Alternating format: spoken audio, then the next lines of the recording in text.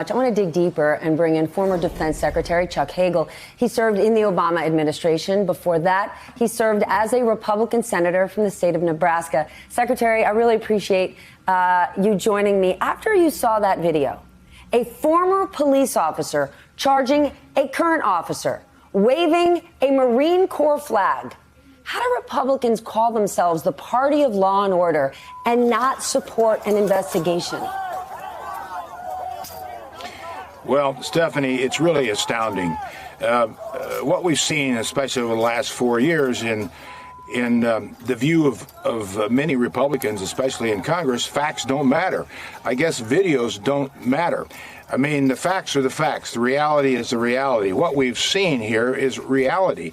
And why they are so afraid of the truth, to get to the truth. The whole point of a January 6th independent commission, independent of Congress, independent commission, was to get to the truth behind all of this.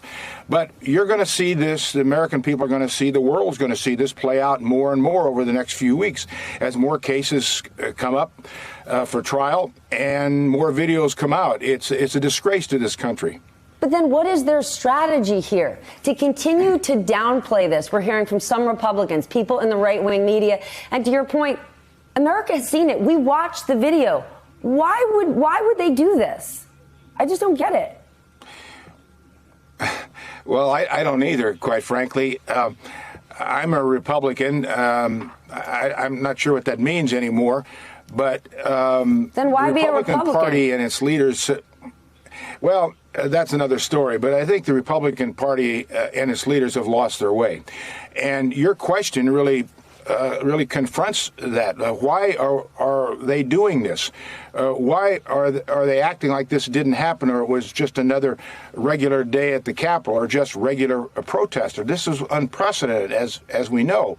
And so what's behind all of this? I guess President Trump, I guess what he's been saying for a number of months, that the election was fraudulent, so let's take the country back and rerun the election and all that goes with that, and all that he has been saying and his followers.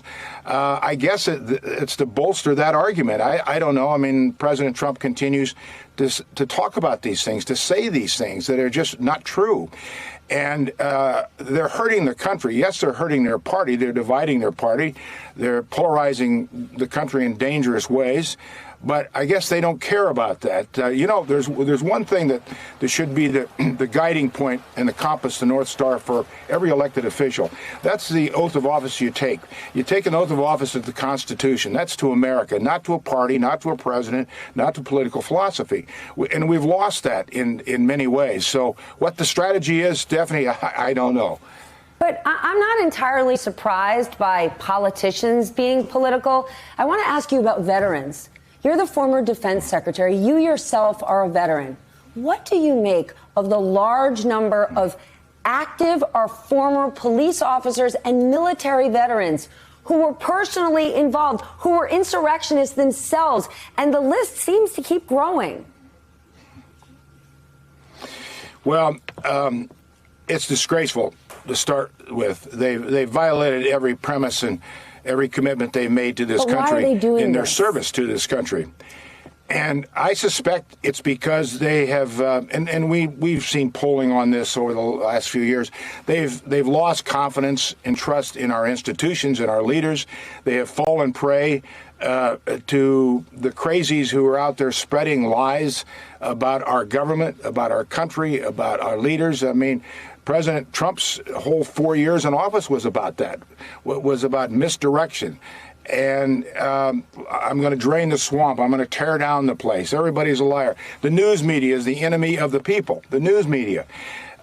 So I suspect that they've fallen victim to believing that kind of thing, and they think that this is the way to change it, to resurrect whatever they believed. And I'm sorry about that. The whole country is, because we all suffer from that, because it infects all institutions. I mean, Lloyd Austin's got an issue over at DOD as he is dealing with this issue, extremism. Every institution in our country is dealing with this issue. How deep is extremism in in the body of an institution. And it's a serious challenge to this country. It's just stunning because you would think that veterans, law enforcement, sort of the most grounded people we have are out there following a totally distorted reality from a former reality TV star who lost the presidency. I do want to ask you about politics and Minority Leader Mitch McConnell's strategy. It seems like he's going with his former playbook that he used when Obama was in office, block, block, block. Can you help me understand how local politics works, especially around infrastructure? I'm not a Kentuckian, but I would guess people from Kentucky can certainly use new roads, bridges, and better broadband. How does "I'm just going to block everything" work in politics?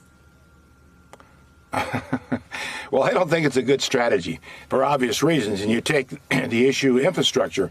I mean, who's opposed to infrastructure? Republicans, Democrats, independents, communists. Everybody likes infrastructure because it brings jobs. It brings economic benefit to a community. It improves a community. It improves in every way. But I think what Mr. McConnell's strategy is, you've got a 50-50 Senate, and everything is about next November to break that 50-50 lock. And I suspect that he is maneuvering and strategizing everything going on now to get to that 50-50 deadlock issue next November so the Republicans can retake the Senate. The House has got a Democratic majority by a narrow 6 or 7 votes. Same thing with McCarthy in the House. I think that's terribly irresponsible for this country. I don't think any leader should put that first over the interest of a country, their political interests of their party. But unfortunately, we are at that point, I think, in this country. Secretary, and leaders who do that fail the country. I guess I'm just naive. I would think that if I lived somewhere that needed new roads and bridges and better Wi-Fi, the people from my state would look and see how I voted on approving that. And if I voted against it, they wouldn't like it very much. I don't know politics, I guess. Secretary, thank you for joining me this morning. I appreciate it. I have to leave it there.